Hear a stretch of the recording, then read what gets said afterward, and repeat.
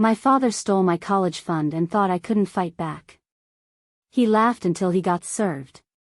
You can't prove anything. He smirked. I stayed silent. Until the judge gave the verdict. I sat at the dinner table, clutching the acceptance letter that was supposed to change my life. My heart pounded as I tried to get the words out. I got in, to the art academy. Silence. My mother froze. My father put down his newspaper, his eyes cold and unreadable. Then, with a slow shake of his head, he spoke. You're not going. A cold weight settled in my stomach. What? But I have a scholarship. Mom, you saved up for my college, right? I turned to her, searching for reassurance. But instead of relief, I saw something else, guilt. Her hands trembled as she glanced at my father. He took that money. Everything around me blurred. What do you mean, took? My voice was barely a whisper. My father leaned back in his chair, completely unfazed. I used it for something more important. More important? It was my college fund. My voice cracked. He smirked. Artists don't make money. I invested it in my business. That's a real career. I felt my world tilt on its axis. You stole from me. The words barely left my lips. He laughed. You're young. You'll get over it. I looked at my mother, silently begging for support. But she wouldn't meet my eyes. She wasn't going to fight for me. I was on my own. But something inside me shifted at that moment. He thought he had taken everything from me. He was wrong. And he was about to find out just how wrong he was. I didn't sleep that night. I lay in bed, staring at the ceiling, replaying the conversation over and over again. My father's smug expression, my mother's silence. The betrayal. The theft. Because that's what it was. Theft. He had stolen my future. Every stroke of a paintbrush, every late night spent perfecting my portfolio, every dream I had ever dared to hold on to, gone. Just because he decided I didn't deserve it. But the worst part? He didn't even feel guilty. I clenched my fists. My body was trembling, but it wasn't from sadness anymore. It was rage. The next morning, I walked downstairs, my acceptance letter still in hand. My father was at the kitchen table, sipping his coffee like nothing had happened. Like he hadn't just crushed my dreams the night before. I placed the letter on the table in front of him. Read it. He didn't even glance at it. I don't need to. I already told you. Read it. My voice cut through the room like a knife. My mother flinched. My father's eyebrow twitched, but he picked up the letter and skimmed it lazily. Then he shrugged and tossed it aside. So what? It doesn't change anything. I inhaled sharply, forcing down the scream building in my throat. You stole from me. I did what was best for you. He said it so casually. As if he truly believed it. I shook my head. No. You did what was best for you. For the first time, something flickered in his expression. Annoyance? Maybe. He set his coffee cup down a little too hard. You're acting ungrateful. I worked my whole life to provide for this family. With my college fund? I snapped. Silence. I earned that money. It was meant for my education. And you, my voice cracked, but I forced myself to keep going. You stole it because you don't think I deserve a chance. He sighed, rubbing his temple like I was the problem. I told you, artists don't make money. I laughed. Actually laughed. And you do? I saw the flicker of anger in his eyes now. My mother sucked in a breath. Watch your tone. His voice was dangerously low. I didn't care. You blew that money on one of your stupid get-rich-quick schemes, didn't you? His jaw clenched. Bingo. I could feel the tension in the room shift. He didn't deny it. He couldn't. I took a step forward, my hands trembling with fury. You wasted my future. My voice was quiet now. Dangerous. And the worst part? You don't even care. He scoffed, shaking his head. You're being dramatic. And you're a thief. His hand slammed against the table. That's enough. I leaned in, locking eyes with him. You're going to pay me back. His laugh was sharp, cruel. And what makes you think I'd do that? Because if you don't, I'll take you to court. The words left my mouth before I could stop them. A thick silence filled the room. My mother gasped. My father's expression twisted into something almost amused. Court? He chuckled. With what money? You have nothing. My stomach churned. He was right. I had nothing. No savings. No power. But what he didn't realize was, I had something better. I had proof. I stepped back, pulling out my phone. Actually, Dad. I do have something. I turned the screen toward him, pressing play on the recording I had started the moment I walked into the kitchen. His own voice filled the room. I used your college fund for something more important. Artists don't make money. I did what was best for me. His face drained of color. My mother covered her mouth. I saw it, the first hint of real fear in his eyes. I smiled. Guess what? That's called financial fraud. I ended the recording. So here's the deal. Either you pay me back, every last cent, or I take this to a lawyer. His fists clenched, but I saw the hesitation. He knew I wasn't bluffing. He knew I had him trapped. And for the first time in my life, I had the power. My father stared at me, his jaw tight, his eyes dark with something between rage and panic. For the first time in my life, I saw it, fear. Not fear of losing money. Not fear of consequences. Fear of losing control. I could almost hear the gears turning in his head, trying to figure out how to manipulate, intimidate, or bully his way out of this. But it was too late. He had already lost. You think a little recording is enough to scare me? His voice was tight, clipped. I held my phone up. It's enough for a lawyer. He scoffed, shaking his head. No lawyer would waste their time on this. I tilted my head. You really think so? I saw his confidence waver. Because we both knew the truth. What he did was illegal. Financial fraud. Misuse of funds. Theft. And in court? A judge wouldn't care if he was my father. He would have to pay. Still, he wasn't backing down just yet. I could see him grasping at straws, trying to find a way out. Then, his expression changed. Fine, he said, standing up. His chair scraped against the tile floor. You want the money? You'll get it. Something about how easily he agreed made my stomach twist. Wait, my mother started, but he shot her a look that made her mouth snap shut. I narrowed my eyes. You think I believe you? He forced a smile. Of course. You're my daughter. And if this means that much to you, I'll fix it. Liar. But before I could call him out, he was already walking past me, heading toward the door. Where are you going? I asked. To the bank, he said smoothly.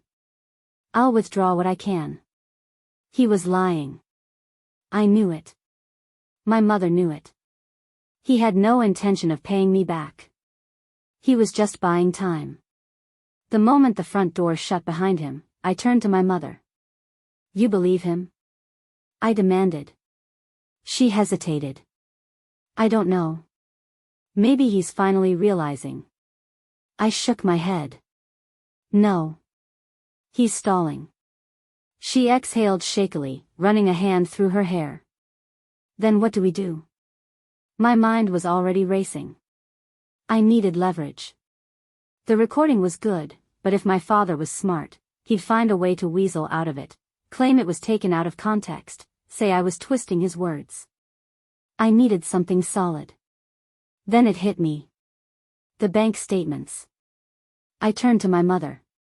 You set up the college fund, right? She nodded slowly. Did you ever check the account after he took it? Her face went pale. Mom, I pressed, do you still have access? I think so. She grabbed her phone with shaky hands, tapping through her banking app. Her fingers hovered over the screen. I don't know if I want to see this, she whispered. I placed a hand on hers. You already know the answer. But now? We need proof. She swallowed hard. Then, with a deep breath, she opened the account. And gasped. I leaned over, staring at the screen. $0. My stomach twisted. I expected it, but seeing it in front of me made my blood run cold. It was completely drained. I scrolled through the transaction history. The withdrawals weren't even subtle, thousands of dollars gone in chunks, transferred to his personal account. No pretense. No excuses. Just outright theft. I clenched my fists. Got you. I took a screenshot. Then another. And another. Until I had everything I needed. My mother sat there, her face blank, her hands shaking. He really, her voice trailed off. I nodded. Yeah. He did. And now? I had the proof to bury him. An hour later, my father walked back in, his expression composed. Like he thought he had one. Well, he said, setting his keys on the counter. I spoke to the bank. We'll figure something out. I smiled. A slow, knowing smile. He had no idea what was coming. That's great, I said, sliding my phone across the table. Because I figured something out too. He frowned, glancing down at the screen. His face drained of color. There, clear as day, were the screenshots of every transaction. The proof that he had stolen thousands from the college fund. His jaw clenched. Where did you? Mom still had access. I leaned back. And now? So does my lawyer. Silence. Cold. Heavy. For the first time, he had no words. I stood up, my heart pounding. You're going to pay me back.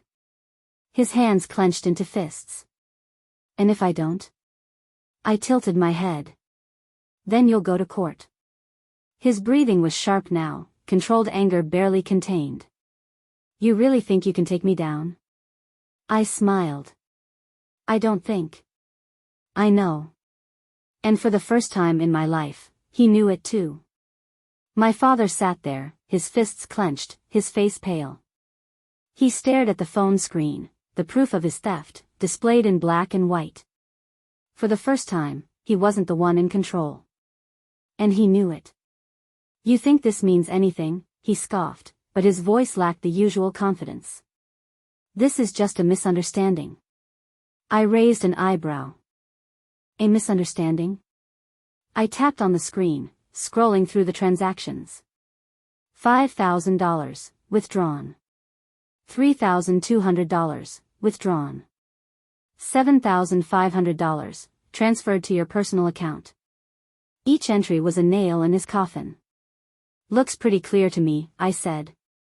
You emptied the account. Every last cent.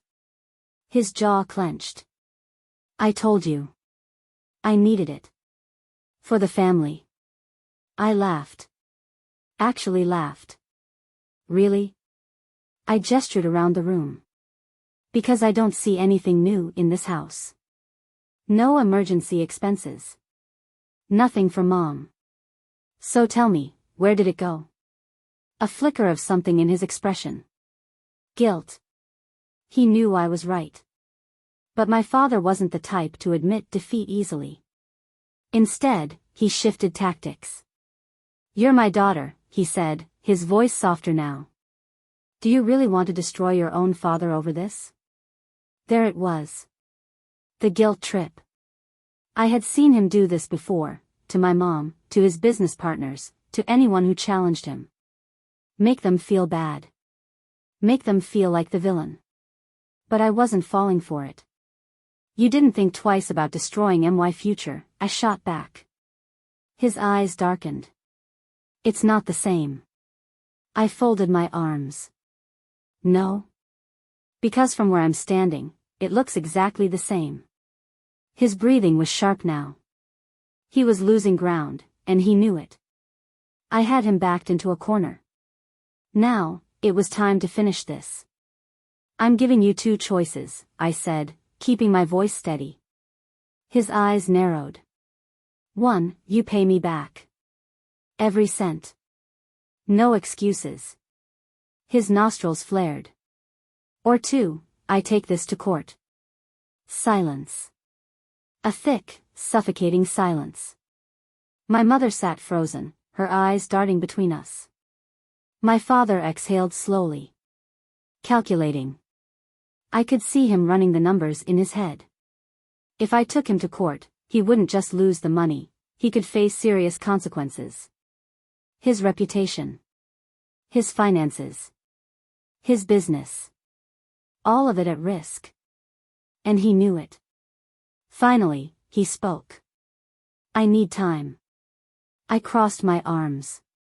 "How much?" He hesitated. 6 months. I shook my head. 2. His jaw tightened. 4. 2, I repeated. "And I want half up front." He let out a harsh laugh. "You're really enjoying this, aren't you?" I stared him down. "Not as much as you enjoyed stealing from me." His smirk faded. Finally, he exhaled, rubbing a hand over his face. "Fine." I wasn't stupid, I didn't trust him. So I pulled out a written agreement I had already prepared. "You'll sign this," I said, sliding it across the table. His lips pressed into a thin line. "You really don't trust me, do you?" "No," I said flatly. "I don't." He glared at me. But he signed. And just like that, the deal was sealed. That night, I sat in my room, staring at the signed agreement. It should have felt like a victory. I had won. He had no choice but to pay me back. So why did I still feel uneasy? A gnawing feeling in my gut told me, this wasn't over. Not yet. I should have felt victorious. I had won. My father had signed the agreement. He had no choice but to pay me back. But that feeling of unease wouldn't go away. Because deep down, I knew something. People like him don't go down without a fight. A week passed. Then 2. No money. No payments. No updates. I wasn't surprised. I sent him a text. No response. I called him. Straight to voicemail. I knocked on his office door. He refused to answer. The sick feeling in my stomach grew. Finally, I confronted my mother. "Has he said anything?" She hesitated. He says he's working on it." I narrowed my eyes. "Mom. Did he actually say that?" She swallowed hard. "No." That's when I knew. He was going to stall until I gave up. Or until he found a way to get out of it completely. I needed leverage. More than what I already had. I knew my father. If he wasn't paying me back, it wasn't because he had no money. It was because he didn't want to. So I started digging. At first, I wasn't sure what I was looking for. But then, I found it. A second bank account. I had been checking our family's shared finances, but this was different. This was in his name only. Hidden. And the balance? Thousands of dollars. He had the money. He just wasn't giving it to me. I clenched my fists. Game on. I waited until he was home. Until he was comfortable, relaxed, sitting in his chair like he hadn't stolen from me. Then I dropped the bomb. I know about the second account. He stiffened. What? I held up my phone. I saw the transactions. You had no problem moving money there, but you can't pay me back? His face darkened. You went through my finances? I didn't blink. I did what I had to do. His lips curled into a smirk. He wasn't worried. That's when I realized, he had a plan. And I had just walked right into it. The next morning, I got an email. From his lawyer. We are disputing the legitimacy of the agreement signed under pressure. The funds in question do not legally belong to you, and we will not be making any payments at this time. I stared at the screen. He was trying to get out of it. And worse, he might actually succeed. I felt my stomach drop. This wasn't just a family argument anymore. This was about to turn into a full-scale war. I stared at the email, my pulse pounding in my ears. He actually did it. He hired a lawyer. He was trying to erase everything. My hands clenched around my phone. He thought he could bully his way out of this. That I would be too scared, too weak to fight back. But he was wrong. I wasn't backing down. I spent the next few days researching. I wasn't a lawyer, but I knew one thing. He stole my money. And no matter how much he tried to twist the narrative, fraud is fraud. But then, I found something. A loophole. Since the college fund was originally set up by my mother, and she never legally authorized the withdrawals, she could actually take him to court. It wouldn't just be me fighting him. It would be her. My heart raced as I turned to her. Mom, you can stop him. She hesitated. I don't know if I can do this. I grabbed her hands. You can.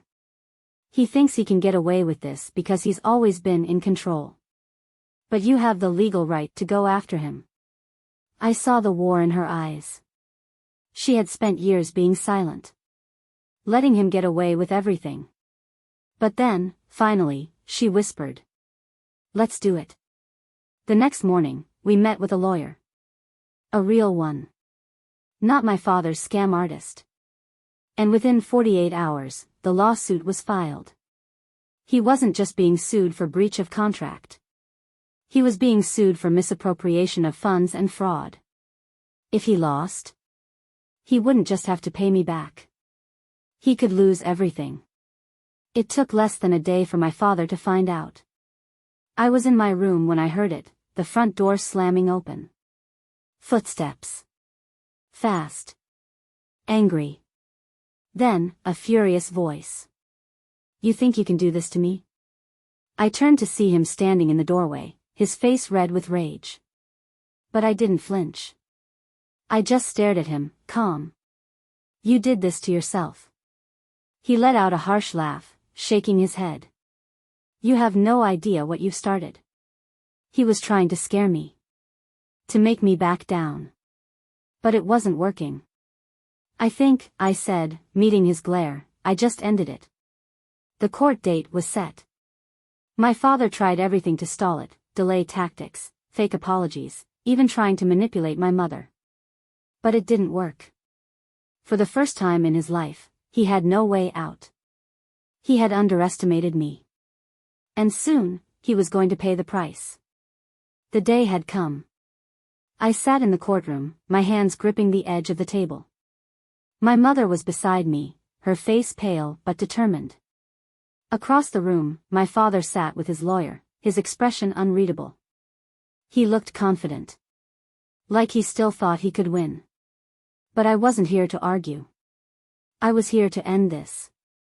Our lawyer stood up first. He laid everything out. The original college fund setup. The unauthorized withdrawals. The hidden bank account. The verbal admission in the recording. Every piece of evidence was ironclad. I watched my father's jaw tighten. For the first time, he looked nervous. Then, his lawyer stood up. Your Honor, my client is simply a father who made a financial decision for the benefit of his family. I almost laughed. But he wasn't done. The plaintiff was fully aware of these transactions. She is only pursuing legal action out of spite. My nails dug into my palm. Lies. I turned to my mother. She was shaking her head. But I wasn't worried. Because we had something they didn't. Our lawyer took a deep breath. And pressed play. The recording. My father's own voice filled the courtroom. I used your college fund for something more important. Artists don't make money. I did what was best for me. I watched as my father froze. His lawyer went pale. The judge's eyes narrowed. Silence filled the courtroom as the judge shuffled some papers. Then, he spoke. Mr. Father's name, the evidence against you is overwhelming. You are hereby ordered to return the full amount of the college fund, plus interest. My heart leapt. But then. The judge wasn't finished. Additionally, given the clear misuse of funds and deliberate concealment, you will also be subject to further financial penalties. My father's face went red. His lawyer leaned over, whispering something frantically. But it was too late. He had lost. I had won. Outside the courtroom, my father stormed past me, his face twisted in fury. This isn't over, he muttered under his breath. I smiled. Yes, it is. He didn't look back. My mother let out a shaky breath. You did it, she whispered. I shook my head. We did. And for the first time in a long time. I felt free. I thought it was over. The judge had ruled in my favor. My father was legally required to pay me back, with interest. But deep down, I knew he wasn't done. And I was right. A week after the trial, I got a message from an unknown number. Let's talk. One last time. I stared at the screen. I knew who it was. And I knew what this was. A trap. But I wasn't afraid. Not anymore. I replied. Fine. 1 hour. No excuses. I met him at a quiet cafe. He was already there, sitting at a corner table. His usual arrogance was gone.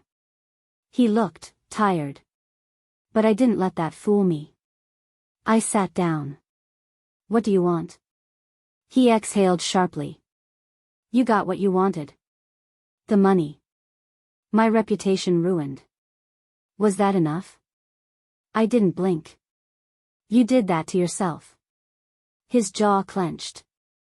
I can't pay everything right now. I leaned back. That's not my problem. He let out a bitter laugh. You really think this is a win for you?